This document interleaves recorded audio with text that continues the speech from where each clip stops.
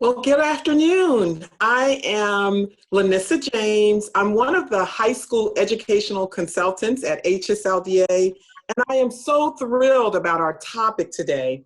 It's called Corona Crisis, How Established Homeschoolers Are Being Affected. And today I have two beautiful women with me. I have the beautiful Christy Warner, who is one of our educational consultants and our consultant of engagement, who will be joining us, as well as our program manager, Heather Fromack.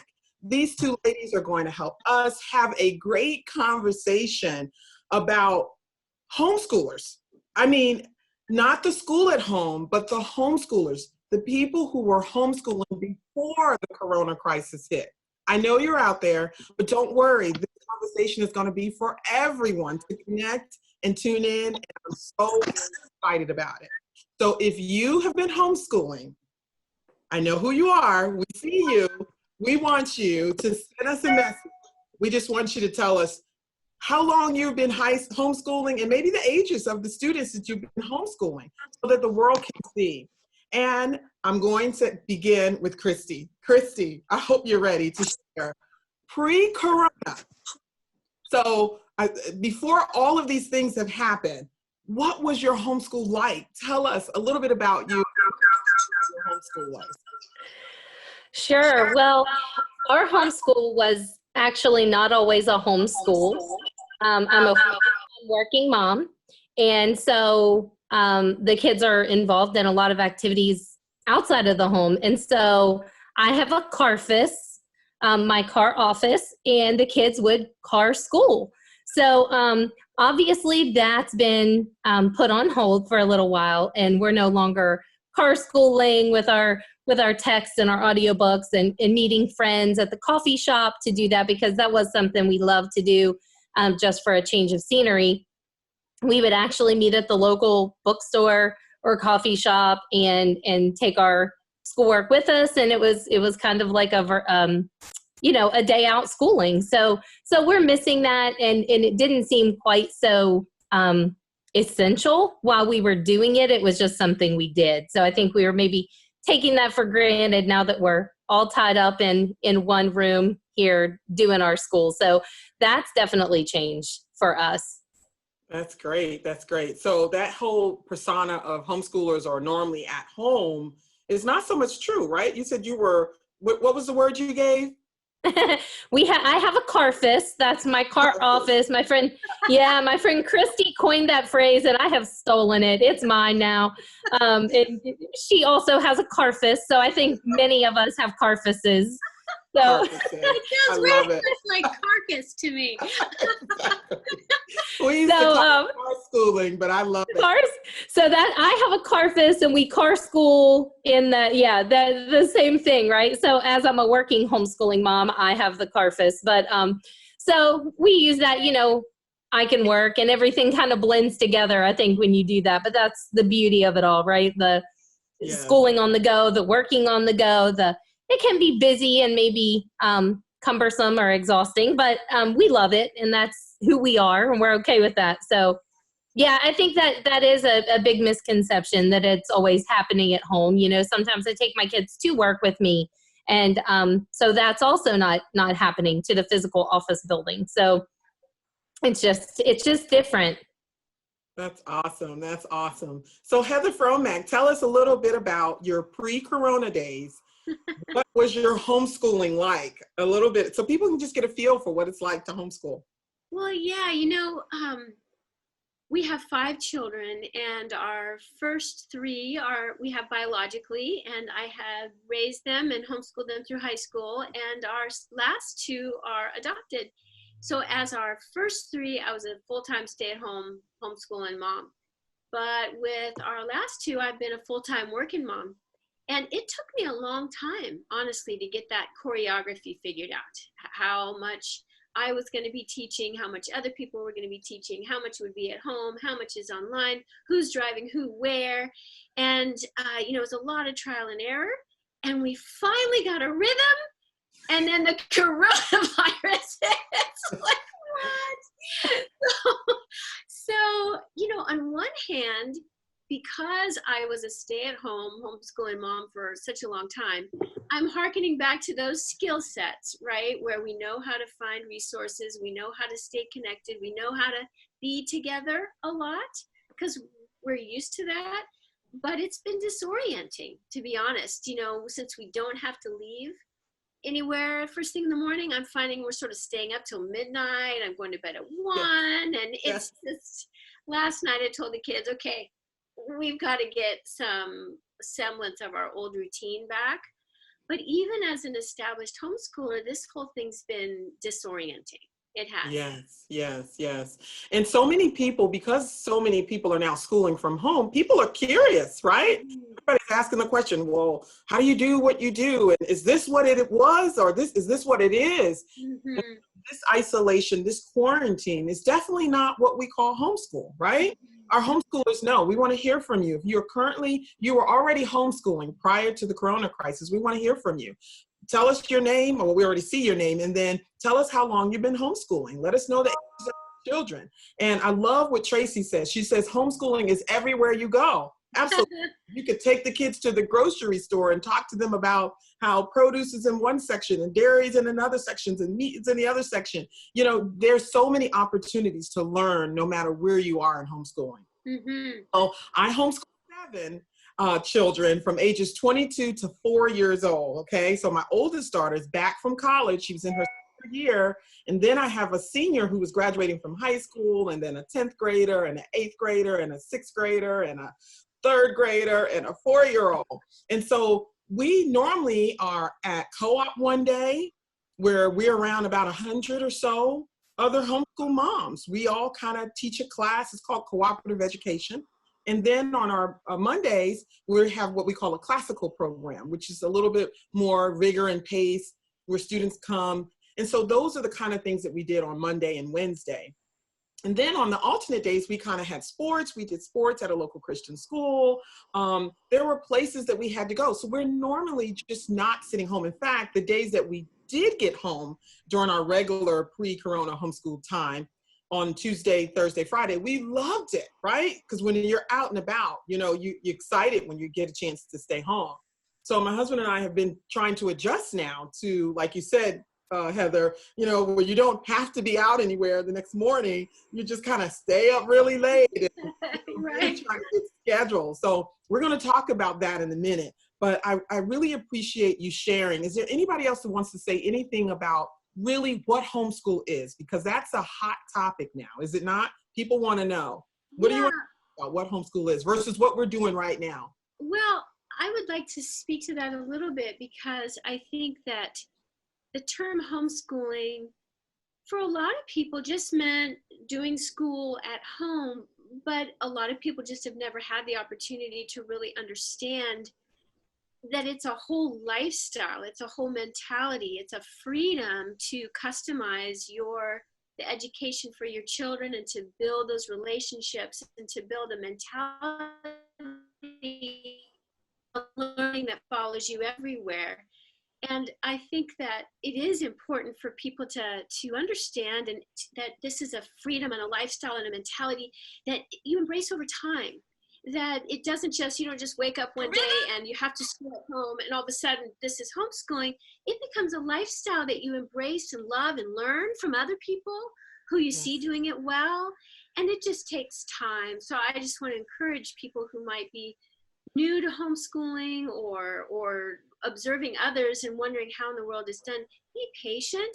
And it does, little by little, it becomes just who you are. Yes, yes, that's so true, Heather. I love that. And so what kind of concerns did you hear while you were homeschooling? Christy, you were homeschooling, you know, pre-corona crisis days, and people were concerned. What were the concerns? I think a lot of the concerns were more focused on curriculum and the school part of homeschooling. And I think now we've been thrust into a situation where we're very, very concerned, whether you're new to this or not, about how it all goes together, right? And then we add a layer in sometimes of work and home parents or first responding parents or parents that still have to go to work. So I think that now we're hearing a shift in the questions from, those questions being focused on curriculum and how do I do this? And now it's a little bit more of home management, lifestyle management, even though I know our life is in the house, right? Largely. It's different. We just have very different challenges regardless of what type of school at home homeschooler you are. So I think the questions have changed, Right. to how do I manage my day? How do I fit it all in? And we were hearing some of that before as well, but I think we've just shifted. We're hearing a lot more of that. Yes, yes. How about the socialization question? Remember how everybody was concerned about socialization of homeschooling? I was waiting for somebody to say that. Did you want to speak on that, Christy or Heather? I think everybody's struggling with the socialization part of this, right? And I think eyes are definitely being opened that, we're all stuck in that situation where we can't socialize the way we used to. Right.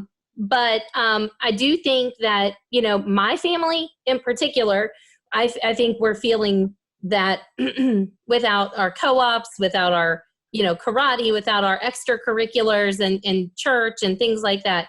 So we are feeling that, but there's a new way to do that. And so people are all Zooming right now classes. Now we're just all overloaded with Zoom and video. And so Right. I think along with the solution comes some more issues and some more questions and navigation. So Right. So before we had the corona crisis, people were so concerned about homeschoolers and their socialization. But the truth of the matter is we're very much connected and we find ways to connect with other people who are homeschooling, whether it be a co-op or, a classical program, a park day, karate, a homeschool day at swim or art. There were so many outlets that's very different than what we're seeing today. That's the point I want to make. So Heather, I want to hear from you. What kind of concerns do people have about your homeschooling prior to this crisis? Well, I think that one of the things I hear a lot, both now as people are curious and forced into this intense family socialization, we might be socially distancing from others, but we are having family-focused social intensity in homes. And even before the crisis, people would often be curious about how we navigated spending so much time together, so much time with my kids, and how do you be both a mom and a teacher, and how do you navigate those power struggles or just the intensity of being together so much. And I'm hearing that even now too, so many people struggling with working out the relationships that they haven't had necessarily in the past the focused time to work on. So in some ways, I feel like homeschoolers are at a real advantage right now in that we're kind of used to that. We're used to being with our kids a lot. We might not be used to having daddy home all the time or even us being home all the time. I mean, let's face it, it's a challenge and struggle for everybody when you work out a new choreography. Yes. But I do think that as homeschoolers, you at some point you embrace the fact that your kids are with you almost constantly and you're going to work on those relationships. The parenting and teacher roles in your life really do overlap and become a part of your day-to-day. So that's something that people were curious about before and are even more curious about now as they try to work that out for themselves. That's such a good point. And so then COVID hit the world and homeschoolers went from the outcasts to the superheroes, right? Now everyone's curious about how homeschoolers do what they do. So what we want to find out is, how has your life changed?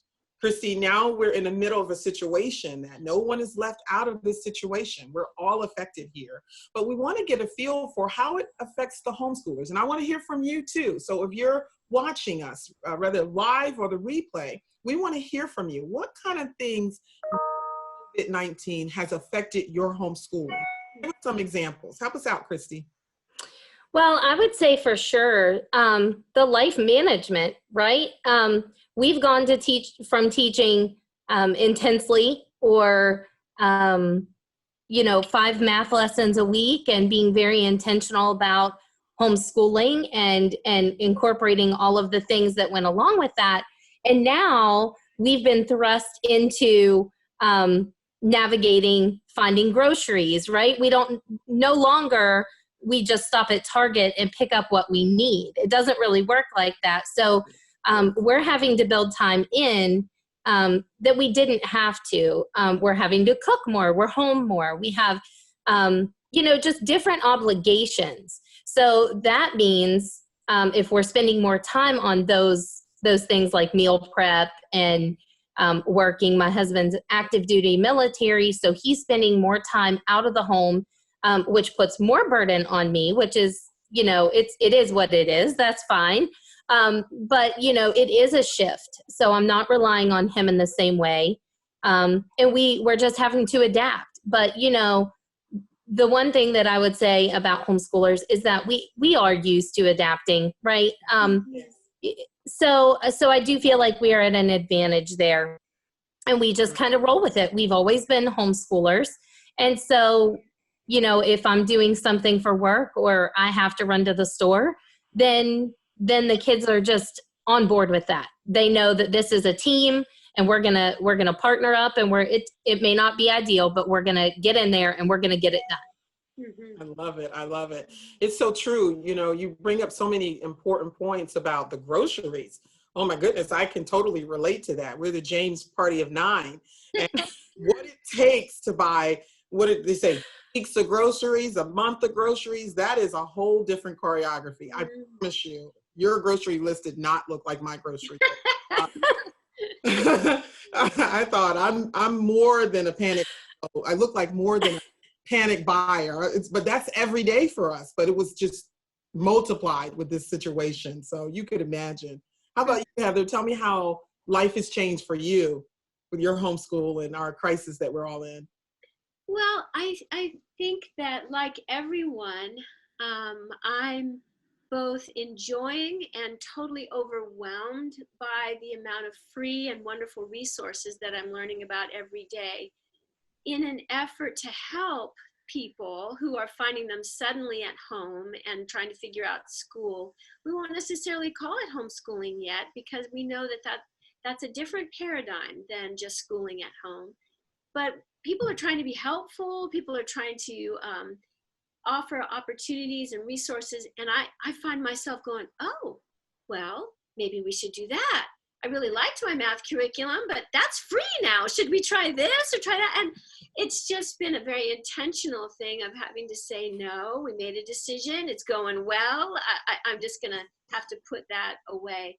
And I also just think that emotionally, like everybody else, we're not having to navigate the emotions of being at home and being together all the time because we love that. We're used to that more. But we are having to navigate all the uncertainty about the economy and what do I say how do I tell the kids about this, and how do I help them navigate their relationships from a distance?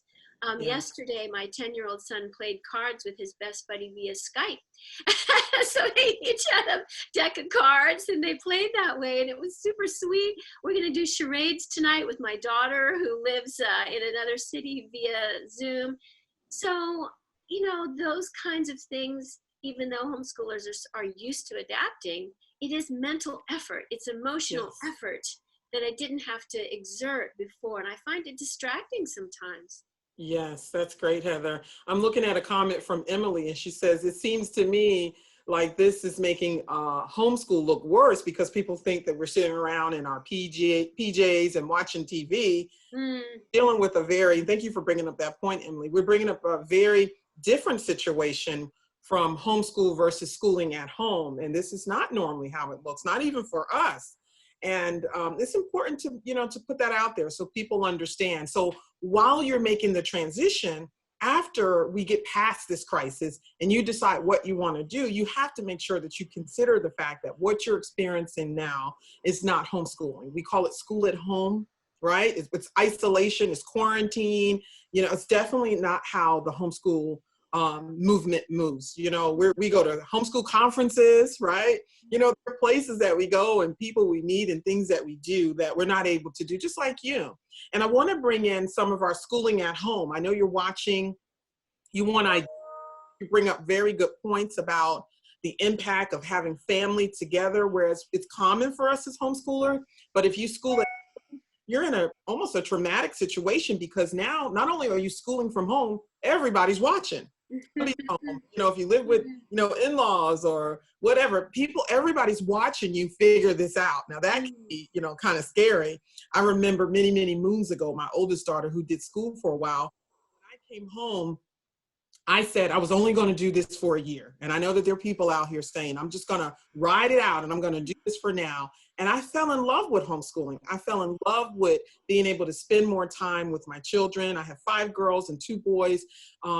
We were able to adjust our schedule around Daddy's schedule. I could adjust my work around everything that needed to happen.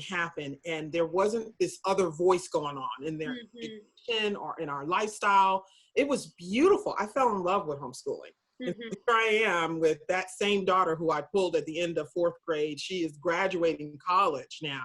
And some of my other kids, because there's so many of them, some of them have only been homeschooled. And so it's just so exciting to be able to mentor so many people now who are curious, which brings me to what I want to talk to you about is some tips. I know you have tips.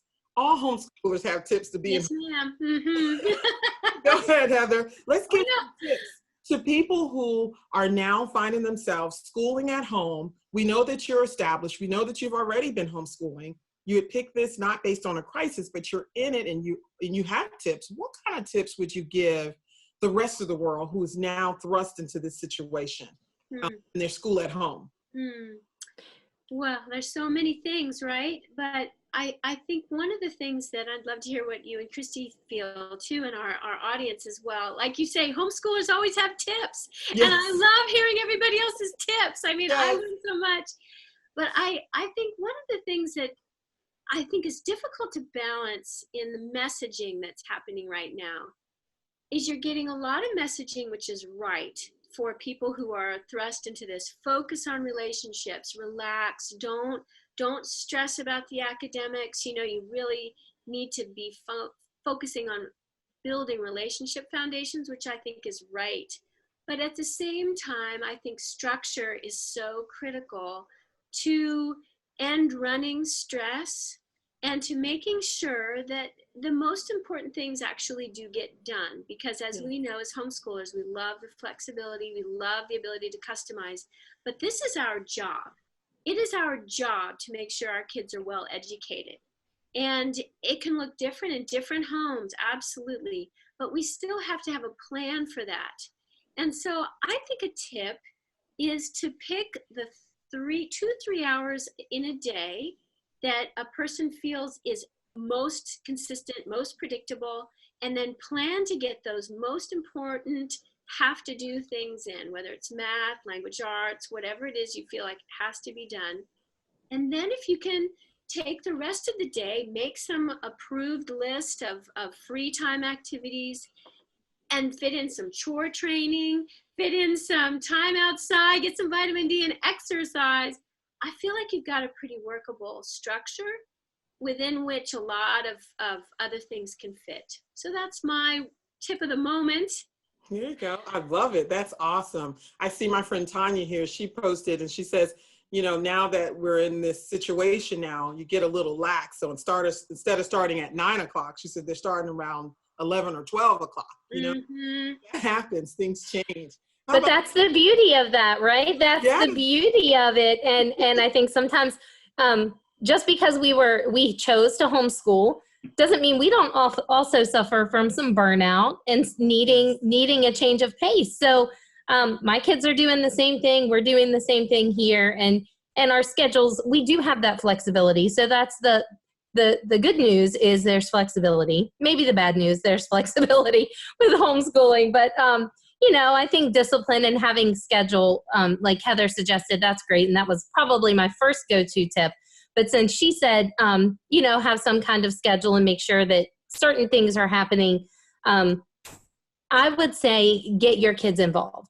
And what I mean by that is get them involved in what you're doing.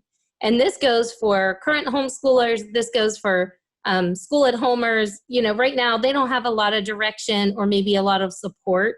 I know that's different in every county, but and in different states. But right, eventually the links are going to run out or the support could stop, and you need to be ready. So when that, if and when that happens, I would say sit down and talk to your kids. What do they want to learn? This is a beautiful time to be able to have a conversation about what you think's important, and what they think's important, but B, consider things you've never done before. And you know, maybe you aren't able to have conversations, or you think you are having conversations about what they want to know and what they want to learn, but not in the same way, right? We have all this time to really dig really, really deep and say, if you could pick anything, I say that to my kids every year. If you could learn anything about anything, what would it be? Like, just, I don't care how crazy, how wild it seems. Let's talk about it. And so we go from there. And I let them be involved in what we're learning, right? They're the ones learning it. Yes, actually I'm learning too. But, you know, if there's something they want to do, we capitalize on that. Because the rule in our homeschool is we're not crying over schoolwork. We're not doing that. None of us, not me. we're not doing that. We're not getting upset. We're not getting frustrated. At that point, it's time for a break, or we need to readjust and we need to pick a new path. We need to make a new plan. So I think just getting your kids involved, and that's important for people to realize that we love that about homeschooling, that the kids have a say so. You know, maybe they're going to tell you, Mom, I don't want bookwork. Maybe they're going to tell you, Mom, I want virtual classes. Maybe I don't want virtual classes. So there's a lot out there to pick from. And so just getting them involved in the whole process, you're going to have buy-in when you do that. And then I think there's a lot less pushback. You know, let them help you create that schedule. Let them help you pick the curriculum, or if you're not using curriculum, what you're studying. So get them involved. I love it. I love it. And I see Tina, she said, yep, she lets her son pick his start time, and he's actually been consistent with starting school on time without a reminder. So you're right, there is an absolute buy-in for kids. You know, people support that which they help to create. And so when they help create this environment of learning, they love it. And I think that's a big part of homeschooling too. I'm going to give you guys my top 10, Lanissa's top 10 tips, okay? Top 10. Woo! Yes, the COVID closure. You guys can you didn't tell us to bring pencil and paper. That's okay. This is going to be good. Number one, design your version of homeschool or school at home. You're either already homeschooling or schooling at home. Design your version. Like, you have a version. We all have a version, right? Yeah. Number two, I'm going to stop when I get to 3 and let you guys and you know, add some. Number two, relax and take breaks. I heard one of you guys say that. I mean, like, who said this has to be all day, all night, guys? Yeah. I mean, seriously, relax, take breaks. You know, decide. I went upstairs, I saw my son, and he was taking a full out nap, like, for real. He had got up, eaten his breakfast, did his math, and he did that. That's hey, Linda, Ella's already had a nap today. She was having a nap today too, and that never happened before. And I looked over in the middle of the living room on the couch, and I'm thinking, it was like 11 o'clock, and she didn't get up early. So I'm thinking, wow, obviously, guys, we needed a break too. You know, so when you're slowing down and spending more time at home, it's like you realize exactly how tired you might be, and you just need freedom to have a nap. Naps are good. All right. Number 3, get some professional support. We're here for you at HSLDA. You don't have to guess what homeschooling looks like, or if you're new to homeschooling, you can go to hslda.org, and we're here to support you. We have educational consultants for special needs, for high school, for our early years, our tot to tweens. You know, we're here for you. We have our attorneys who are just waiting to support you. So professional help is so good. Okay, so I'm going to pause on my top 3. Any of you guys want to insert with that? Heather, Fromek? Well, gosh, 10. I certainly didn't come prepared to that. But I think one of the things that that you're both hitting on is, yes, there's that extra relaxed time, and maybe that's why nap time is coming. But nap time could also be coming because this is emotionally draining. Yeah. This is a new season for everyone, kids included. Then they might not know how to talk about it. You might not know how to talk about it. And that's taxing. And so I think that one of the beautiful things about this forced family focus, if you want to stick with some alliteration, that homeschoolers do on a regular basis and new schoolers might be facing now, is that when you see those moments of emotional intensity or conflict, you have time to work it out. You have time to build connections, to resolve conflict. We had a motto in our home, which we still have: you can disagree, but you can never disrespect. And we spent hours upon hours with my oldest two in what was our parlor room. It's where the piano was. I just liked hearkening to an old-timey house. It wasn't an old-timey house.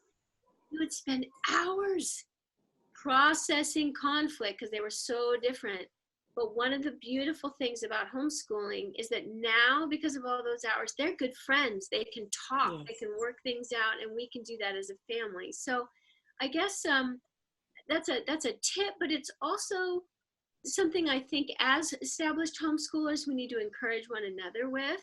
That it's okay for us to be struggling too. It's okay for us to not know all the ways to say it, and to lean on one another for that kind of support that we need. Even as we're isolated, we need as moms to be building and maintaining that support as well. So that's a thought. Maybe that's 10 all wrapped up in one. There you go, Romac. That's 10. Well, I want to encourage people who are watching, post your questions. Maybe you're a schooler at home now and you have questions. We want to answer your questions. We're going to leave time to answer questions. So post your questions, or you're an existing homeschooler, you have a question or you have a statement. We want to hear from you. Go ahead and post your comments because we want to hear from you. All right, I'm going to give you my 4 through 6. Number 4, be creative while educating your child. Christy, you touched on that, right? Just being creative. There's anything that you want to try. You want to be creative. Number 5 is slow down so your kids can keep up. I think that's what's happened for us with this coronavirus. It's helped us slow down as a family so that the kids could see us even more, right? So mom is home, dad is home, so they see us more. So I always say slow down so the kids can keep up. And number 6, make positive memories. We're going to talk about that at the end, but that's a good one. You guys want to say something? Christy? I'm thinking, I'll tell you, it's just been, for us, it's been a flurry. I mean, honestly, this is just, we're really slowing down, but I will say, having a support group as a homeschooler, having a foot in the public school world, and just being connected to your community in general.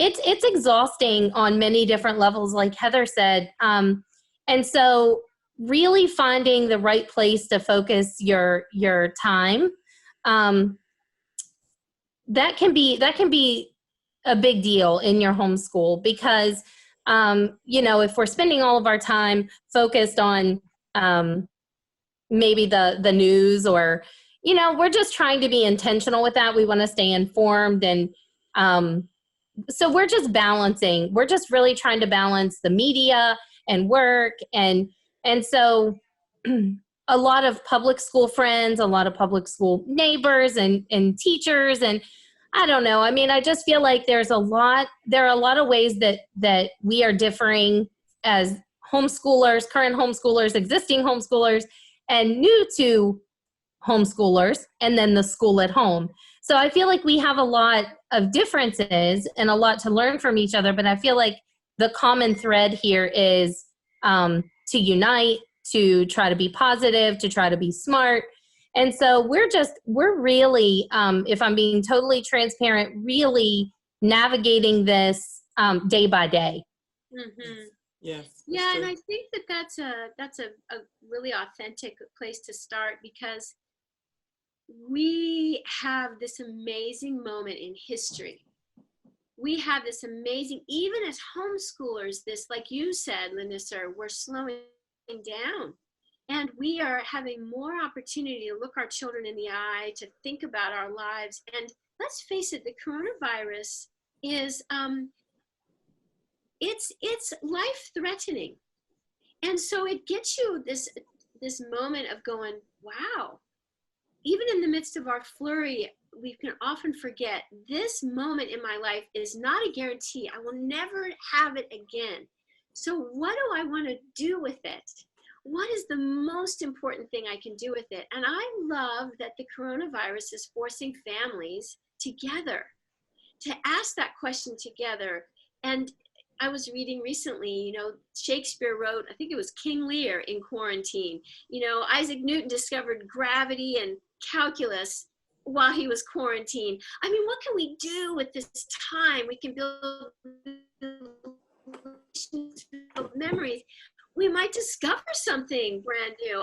At least we will about each other if we're intentional. So I guess I just want to encourage myself and everyone else to have a mindset about it that's like carpe diem, seize the day, because there can be joy in this even as we're navigating all the other parts of it. I love that. And Crystal, I see a message from Crystal. She says she loves this. And she says she's been a new homeschooler since February. Welcome. Right? Just before the crisis hit. Yes. Start off saying she was terrified and she didn't think she could do it, but now she's so glad that she's homeschooling, right? Yes. Yeah, and I have some friends who kind of just started just before this crisis hit. And I was like, wow, you're on the other side and now you can help with it. So that's exciting. Okay, here's the last of my list, and then we're going to talk about one last thing before we say goodbye.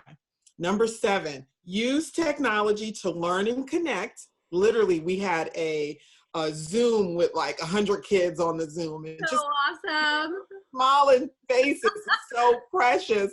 And then finally, I got my Zoom to stop cutting off in 40 minutes. And now it just sits. They can stay on it as long as they wanted to. I just let it they were all like, what are you doing? And what's that in the background? It's precious. So you can use technology. I know Christy's going to have something to say about that one. That's her. Number 8, ask your kids for their opinion and ideas. We talked about that, right, Christy? Number 9, every family member can educate, right? People That's right. Members, you know, my daughter's home from college and she's helping. And she's definitely competent. She can do it. Anybody can help with homeschooling. And we all can learn something from each other. And number 10, asking for help is healthy. It's healthy for you to ask for help from people who know what they're doing or done this a while. I had some friends who I was watching on my public Facebook page who seemed really, really rigid. And then I put them in my homeschool box and I could just see them loosen up. You know, because in the beginning we saw all these schedules out, right? You're going to do this, yes. this time. And then all of a sudden people realized that homeschooling was really just a way of life. And so Aaron says, yes, very true. Well said. How wonderful the whole world now has family time. Yeah, right. So what do you guys want to say about that? Christy, you're the technology guru. Give us ideas. Well, I'll tell you, my kids we partake in karate classes. I think this has forced a lot of dance teachers, a lot of the extracurricular, small business owners to really reinvent the way they're handling their business. And we've seen, I mean, it's an opportunity for personal growth, right? We joke about this. Having to learn to navigate doing these at home instead of in our studio, or, you know, so they're learning to do that too. And so we've been partaking in online classes, which, you know, has enabled us to make friends around the world, and then keep in touch with them. So it's not a once and done. It's a continued friendship that's happening.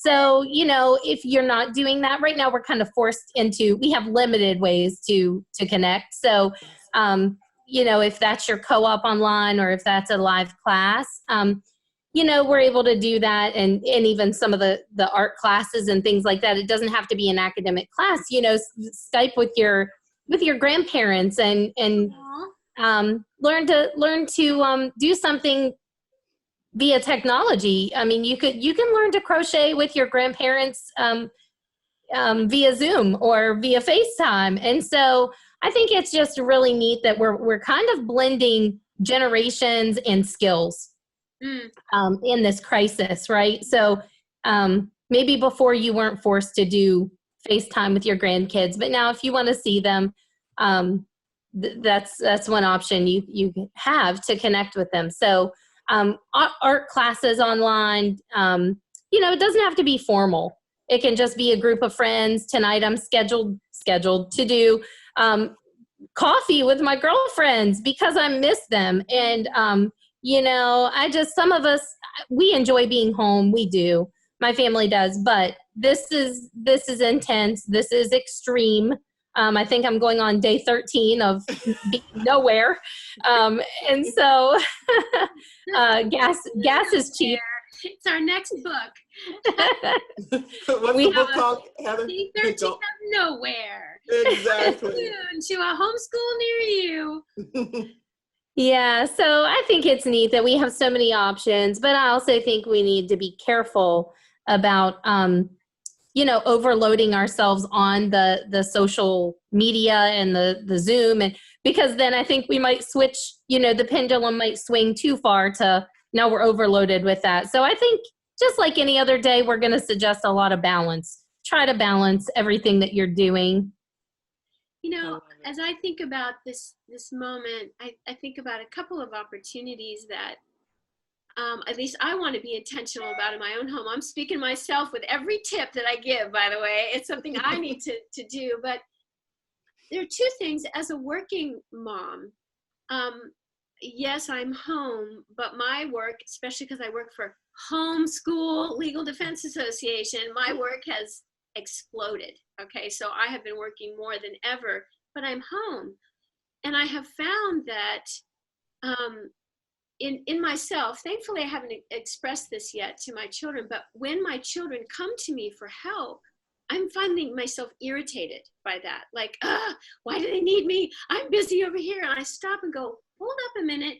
This is your number one job. This job with your children, this is why you homeschool. So I have to remind myself, even in the midst of being a working mom and having that intensify, which I can imagine a lot of people trying to navigate working from home and the remote aspect, it adds stress for us as we work. I just try to remind myself to be really at peace and a blessing to my children and intentional with that homeschooling as that happens. But the other thing I think this can be is as different countries are struggling with the coronavirus, this can be a time to build empathy and cultural intelligence in our children.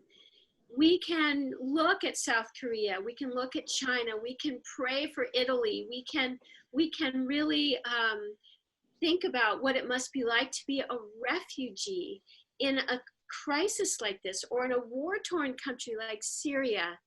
And I think it's a chance for us, since we have extra time and we have the resources via the internet, let's learn about those countries, let's learn about those people, let's build compassion even while we're in our homes and we can't necessarily meet them. So those are a couple of things that have come to mind for me. I love that. I love it. And this is kind of how we want to land our plane. We want to make sure you have an opportunity to post something.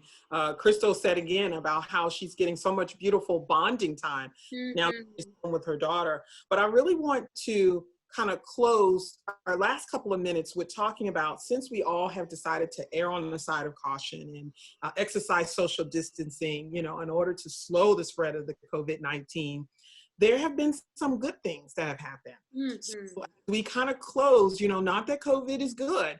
It's just that there are some things that, because of this situation, has turned into good.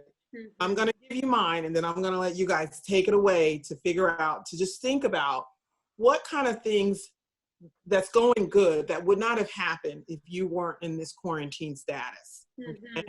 Just think about that. And, and for me, I was already missing my daughter who was away at college, but this COVID kind of brought her home early. And I'm sure, of course, she's not, her university's not doing the graduation, and there's a lot going on there, and kids are sad about it, especially the class of 2020. My heart goes out to the class of 2020. I have 2 kids in the class of 2020, one high school, one college. But it's just beautiful to have us all home again. You know, like, I don't know if it's just a selfish thing about a mama. You're excited that everybody's home. We're all home. Yeah. I had one eye, you know, 3 hours away at her university, praying that she'd be okay. But to have her home and the whole family home, it's kind of like old times again with everybody in one house. It does get challenging, but it's just exciting to have everybody. We're actually planning to do a drive. We've not been out, so we're going for a drive. We're going to social distance ourselves, and we're going to go into the Chick-fil-A line and get our ice cream. You know, 9 ice creams. You know, and just some. You know, we probably keep the window down. You know, no breathing, no breathing, kids. Right, no breathing in the window. So, you know, so it's kind of like we're back to the James, you know, family of 9 again. So that's my one situation. We would have not seen her until, you know, the end of May or so. And so that time was pushed up, and, you know, and for such a time as this, we're together, and we're really just trying to make the best of it. What kind of good things have happened for you guys? Well, I can say for my family that I really, like you said, it's not a good thing that this has happened, but it has brought awareness to our whole family, but specifically the kids, to realize, you know, just the impact worldwide. We've never experienced something like this. They've definitely never experienced anything like this. And so it's something up until now that you read about, but to see that this is a potential, you know, something that can really happen is eye-opening for everybody. And so I like that it's a sobering experience. It's a humbling experience. It's a gratitude experiment. And so on many levels, I just like the awareness that it's brought, the reality.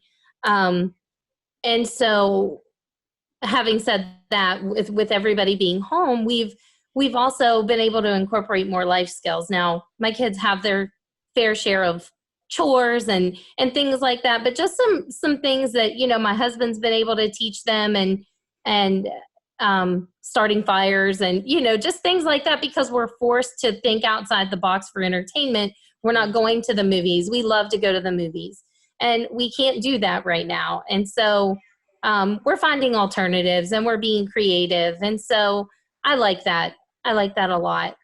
I love what you said, thinking outside the box. That's great. How about you, Heather? Well, I guess the thing I think about is maybe a little bit beyond just our own family. But when I first started homeschooling 18 years ago, the one and only homeschooling friend I had said, well, congratulations, you've chosen one of the 3 imperfect educational options. And I think that this season, where everybody's having kind of government mandated school at home, which is sort of a crazy thing to think about, I think that it might be opening up eyes to the beauty of having this choice. It isn't for everybody. We all know that. Homeschooling isn't for everyone, but we're so grateful that it is for those who it is for, that it is freedom. And I think people might be having the opportunity on a worldwide scale to hopefully taste a bit of why we would give up our careers, our lives, our me time, our you know, ambitions to embrace this way of life. It's because of hopefully a lot of the beautiful things that we've talked about here and that people are experiencing in their own families. So I just like what Crystal said here. She's an inner city, New York City single mom, and she's making it work minute by minute, and she's so grateful. So I'm just glad that people are getting a chance to try some aspects of it. And like you said before, Lanissa, HSLDA and our educational consultants, all of us are just here to help, encourage those who need help. So I guess on a broader level, that's kind of what I'm thinking. That's great. That's great. And we want to make sure you know where to get help. That's so important, going to hslda.org.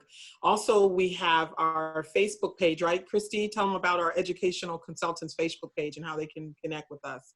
That's right. The easiest way to find that is just open up your Facebook and search for HSLDA Educational Consultants. And, we're monitoring that page ourselves. We hop on there and answer questions. We try to post really relevant fun links and important links. And we have information from all three of our departments. So we have special needs information, toddlers to tweens, and high school information.